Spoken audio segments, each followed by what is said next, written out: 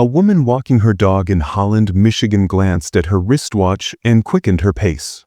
March 4, 1995. 3 in the afternoon. Light snow dusting the sidewalk. She had dinner to cook and errands to finish. A siren split the quiet. Ambulance. Growing louder. Racing down Washington Avenue toward the community center. Someone had collapsed. The paramedics found him on his office floor, clutching his chest, unable to breathe. The man was Lieutenant Colonel Matt Urban, 75 years old. A recreation director who spent his days organizing youth basketball leagues and helping kids learn to swim. To the people of Holland, he was just Matt, the guy with the raspy voice who coached their sons and daughters. They had no idea what he'd done 50 years earlier. In 1980, President Jimmy Carter had called him the greatest soldier in American history. Before we continue, tell us in the comments where you're watching from and hit subscribe so you don't miss more stories like this. North Africa came first. November 8, 1942. Operation Torch. The invasion fleet stood off the Tunisian coast. Matt Urban sat below decks on a transport ship, 23 years old. Second lieutenant assigned to Morale and Special Services. His orders were clear. Stay on the ship. Prepare entertainment for troops returning from the beach. Keep the men's spirits up. Through a porthole, he watched landing craft motor toward shore carrying F Company. His company. The men he'd trained with at Fort Bragg. Radio chatter crackled through the ship's speakers. Heavy resistance.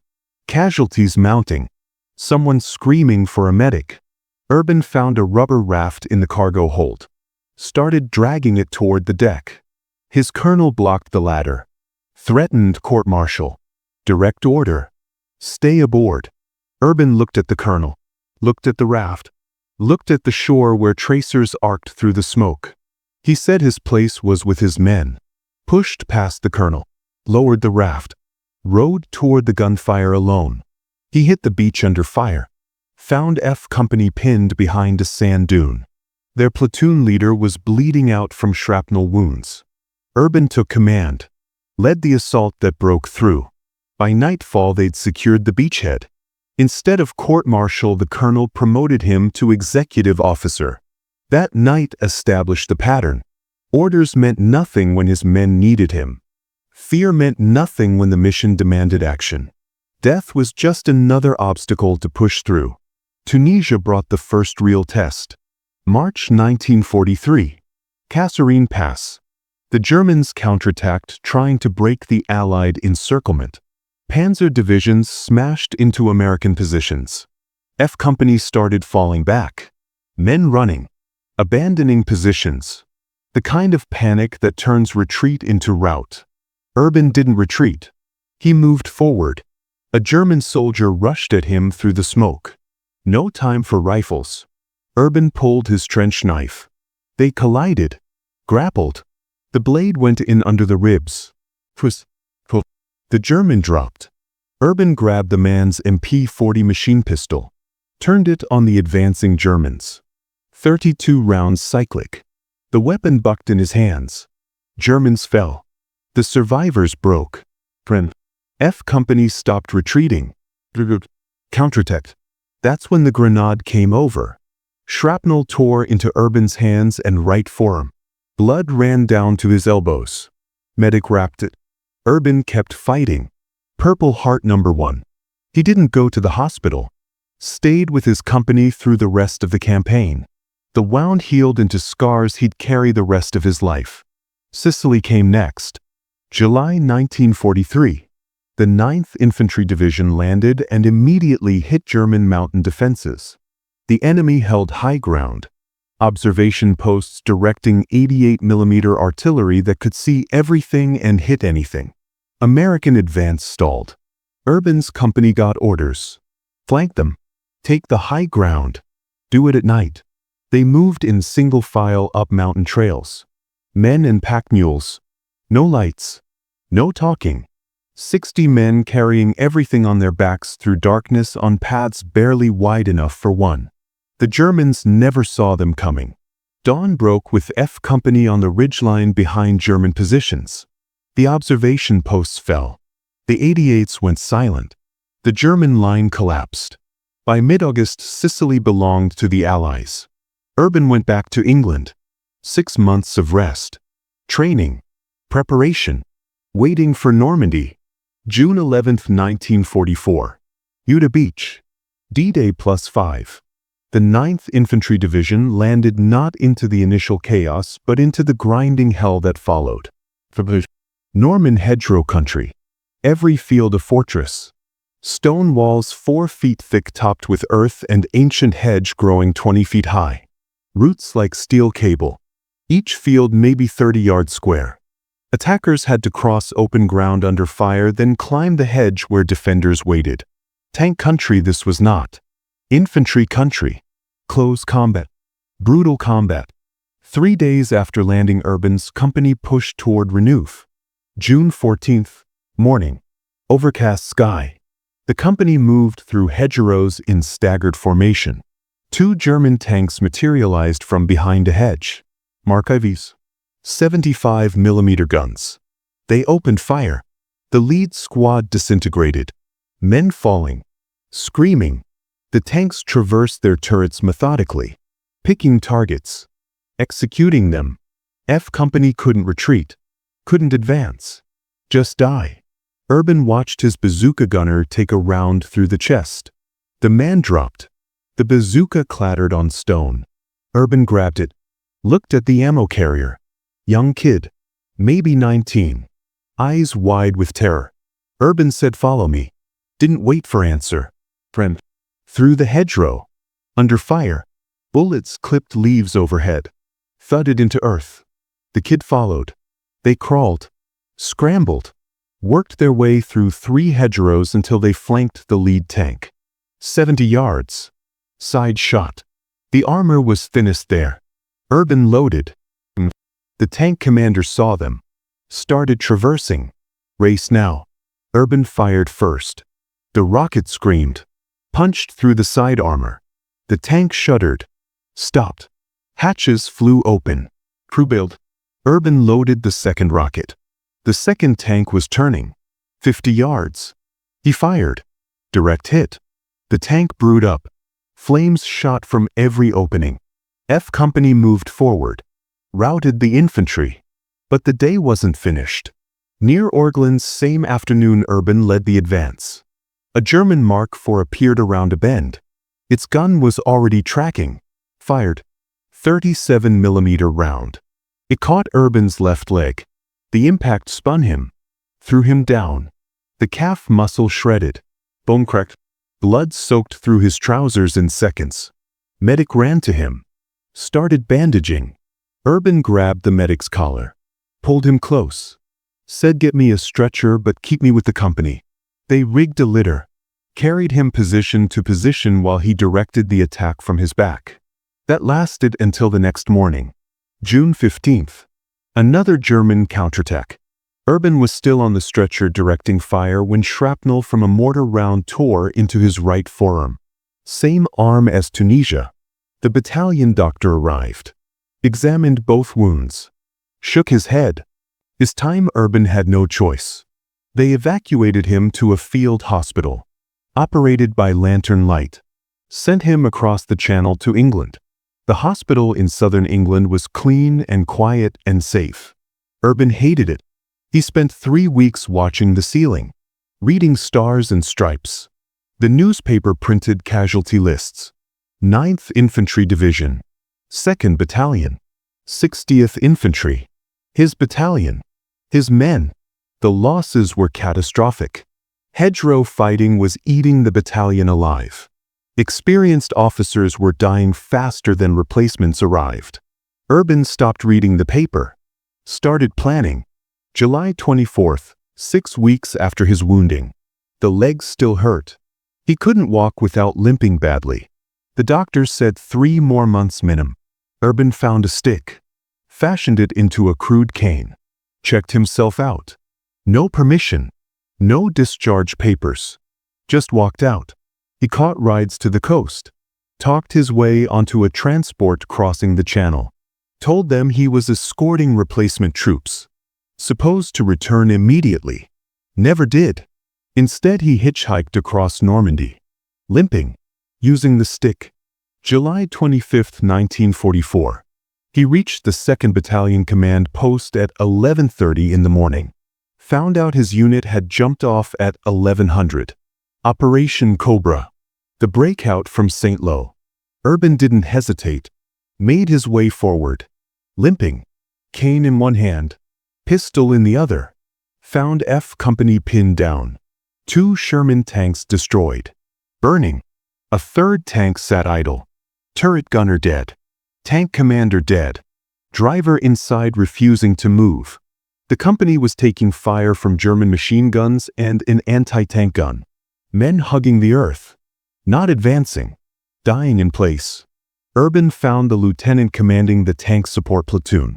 Started explaining his plan. Take the idle tank forward. Suppress the machine gun. Let the infantry flank. The lieutenant and a sergeant moved toward the tank. German machine gun opened up. Both men fell. Dead before they hit ground. Urban looked at the tank. Looked at the German position. Made his decision. He ran. Cane forgotten. Legs screaming. German bullets walked across the ground behind him. Ricocheted off the tank's armor. He reached the hull. Climbed. The armor was hot from the sun. He pulled himself up. Legs barely working. Reached the turret. Dropped inside. The driver was hunched in his seat. Eyes squeezed shut. Hands frozen on the controls. Urban grabbed his shoulder. Shook him. Started shouting. Bellowed orders. The driver's eyes opened. Urban climbed into the turret gunner's position. Grabbed the .50 caliber. Yelled at the driver to move forward. The tank lurched. Started rolling. Urban swung the .50 toward the German position. Opened fire. The gun hammered. Brass casings bounced around the turret. The recoil rattled his teeth. Smoke filled the compartment. He couldn't see. Didn't matter. Just kept firing. Sweeping the tree line. The German machine gun went silent. F Company saw Urban. Saw the tank moving. Saw the .50 caliber ripping apart the German position. They rose. Charged. Overran the strong point. The battalion moved forward. Breakthrough achieved. Staff Sergeant Earl Evans watched from the command post. Later wrote it down. One of the craziest officers suddenly appeared before us. Yelling like a madman. Waving a gun. Got us on our feet. Gave us back our confidence. Saved our lives. August 2nd. Still in France. Urban's chest erupted in pain. Shell fragment. Caught him just left of the sternum. Missed his heart by maybe 3 inches. Battalion surgeon examined him. Said hospital. Evacuation. Urban said no. Stayed with his company. August 6th. Major Max Wolf died. German machine gun got him near Cherbourg. Urban assumed command of the 2nd Battalion. 24 years old. Battalion commander. He led them through the rest of France. Into Belgium. Got wounded again August 15th. Shrapnel. Refused evacuation again. Just bandages and back to work. By September the battalion was deep in Belgium. Racing toward Germany. September 3rd, 1944. Near here. The Meuse River. The Germans concentrated everything they had left to stop the crossing. Artillery. Machine guns. Anti-tank guns. Dug in. Prepared. Waiting. 2nd Battalion attacked. The German fire was overwhelming. The attack stalled. Men went to ground. Urban moved from the command post to the front. Reorganized the scattered companies. Formed them up. Led the charge himself. Across open ground. No cover. Just speed and momentum and will. German machine gun opened up. Center mass. 2 rounds punched through Urban's throat. Entry wound. Exit wound. He dropped. Blood poured from both holes. One of his men reached him. Jammed bandages into the wounds. Grabbed Urban under the arms. Another soldier appeared. They dragged him. 100 yards. German machine gun tracking them. Bullets snapping overhead. Kicking up dirt. They reached a ditch. Rolled Urban in. Muddy water. The battalion doctor arrived. Looked at the wounds. Shook his head. Started a plasma line. Did a field tracheotomy. Cut into Urban's throat to get air past the damage. The chaplain knelt. Gave last rites. Urban was dying. Everyone knew it. Except Urban. He couldn't talk. The bullet had destroyed his larynx. But he could still move his hands. He pointed toward the river. Pointed at the men. Refused to leave until the crossing was secured. The attack continued. The battalion pushed through. Took the crossing point. Routed the Germans. Only then did Urban allow evacuation. They carried him off the battlefield September 4th. Took him to a field hospital. Then England. 2 years of recovery. Speech therapy. Learning to talk again with damaged vocal cords. His voice would never be more than a raspy whisper. February 26, 1946. Medical retirement. Lieutenant Colonel Matt Urban. 26 years old. 7 Purple Hearts. 2 Silver Stars. 3 Bronze Stars. And a Medal of Honor nomination that had disappeared. The Germans called him Der Geist. The ghost. He kept dying. Kept coming back. They'd wound him. Evacuate him. Write him off. Then he'd reappear. Leading attacks. Destroying their positions. Impossible to kill. American soldiers who didn't know him thought he was insane. A replacement officer. Some crazy lieutenant with a death wish. The ones who knew him understood. This wasn't recklessness. This was love. Love for his men. Urban believed in one principle. An officer's place was at the front. Where his men could see him. Where his example mattered. Every time he got wounded, he faced a choice. Stay safe or go back. Every single time he chose to go back. Not for glory. Not for medals. For the kids from Buffalo and Detroit and Iowa farms who needed someone to lead them through the hedgerows. The Medal of Honor recommendation should have been processed in 1944. Major Wolfe initiated it. Staff Sergeant Earl Evans wrote it up. Then Wolfe died. Evans was captured. The paperwork vanished into the chaos of war. Filed somewhere. Forgotten. But Urban went home to Michigan. Took a job as recreation director in Port Huron. Then Monroe. Then Holland. Organized youth sports leagues. Coached basketball. Taught kids to swim. Never talked about the war much. The men who served with him knew. Started asking questions in the 1970s. Where was Urban's Medal of Honor? Why hadn't he received it? A disabled veteran from Michigan sent an inquiry to Army headquarters. 1979. Someone started digging through archives. Found a charred file. The 1973 fire at the National Personnel Records Center in St. Louis had destroyed millions of records. But one file from the 9th Infantry Division survived. Scorched but readable. Inside was Evans's letter. Wolfe's recommendation. Of it. The Army reviewed Urban's service record. Contacted witnesses. Verified everything. Forwarded the recommendation to President Carter. July 19, 1980. Washington, D.C. 9th Infantry Division reunion. President Carter stood before the assembled veterans. Called Matt Urban the greatest soldier in American history. Gave Urban a long embrace. Wiped tears from his own eyes. Draped the pale blue ribbon around Urban's neck. The Medal of Honor. 35 years late. Urban stood at attention. Tears running down his face. His raspy voice barely audible when he thanked the president. The citation was unusual. Most medals covered one action. One moment of heroism. Urban's covered continuous acts from June 14th to September 3rd, 1944. Nearly 3 months. 10 separate actions. Each one worthy of decoration. Each one risking death. The citation concluded with 8 words. Personal leadership. Limitless bravery. Repeated extraordinary exposure to enemy fire. That was the whole story. Urban never stopped leading. Never stopped fighting. Never valued his own life above the mission or his men. 29 total medals. Same count as Audie Murphy. Both recognized as the most decorated American combat soldiers of World War II. But Murphy became famous immediately. Movies, magazines. Everyone knew his name. Urban remained unknown. He preferred it that way. Spent his post-war years working with kids, helping communities, living quietly.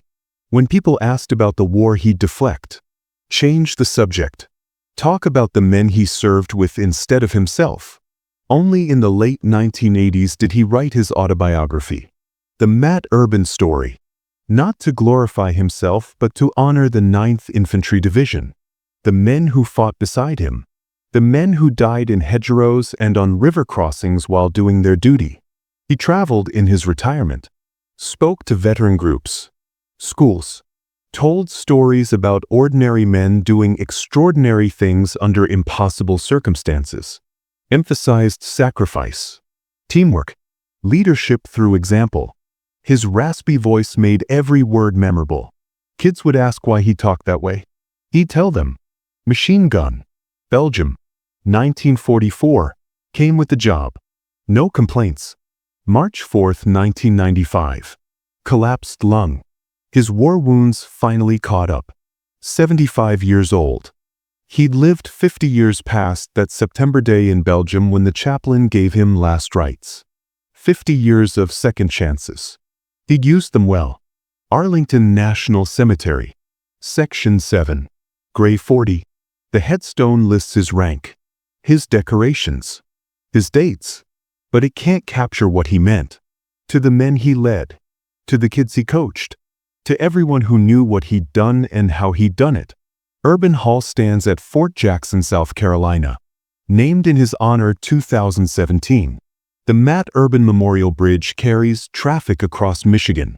Monuments, memorials, ways to remember. But the real legacy isn't in stone or metal. It's in the principle he demonstrated every day from Tunisia to Belgium. Leadership means going first, means sharing the danger, means never asking men to do what you won't do yourself. 7 times wounded. 7 times he had the chance to quit. Stay safe. Let someone else take the risk. 7 times he chose to go back. Not because he was fearless. Fear is human. Everyone feels it. He went back because his men needed him and he wouldn't let them down. That's the lesson. Courage isn't the absence of fear. Courage is doing what's necessary despite the fear. Urban felt every bullet, every piece of shrapnel, every moment of terror in those hedgerows and on those riverbanks. He just refused to let fear stop him. Refused to abandon the mission. Refused to abandon his men. The Ghost earned his nickname through persistence, through an absolute refusal to die when death seemed certain, through coming back again and again when lesser men would have stayed gone. German soldiers couldn't understand it. Americans couldn't either. How does one man survive 7 wounds? How does he keep fighting with shrapnel in his chest, with his leg shredded, with his throat torn open? The answer was simple. He didn't fight for himself. He fought for the kids in his company, for the battalion depending on him, for the mission that had to succeed. Personal survival was secondary. The mission came first. Boys. One Polish kid from Buffalo who became the embodiment of everything the infantry stands for. Duty first. Mission always.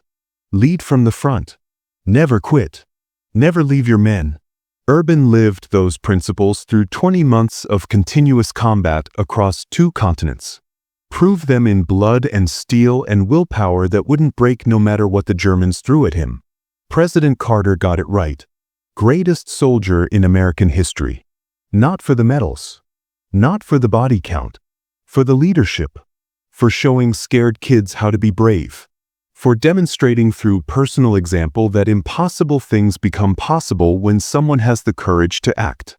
Matt Urban showed countless soldiers what leadership looks like, what sacrifice means, what it takes to be the kind of officer men will follow into fire because they trust absolutely that their leader values their lives and will do everything humanly possible to bring them home. That's the standard he set. That's why his story matters today. If you want more forgotten stories from World War II, hit that subscribe button and drop a comment telling us which story you want to hear next.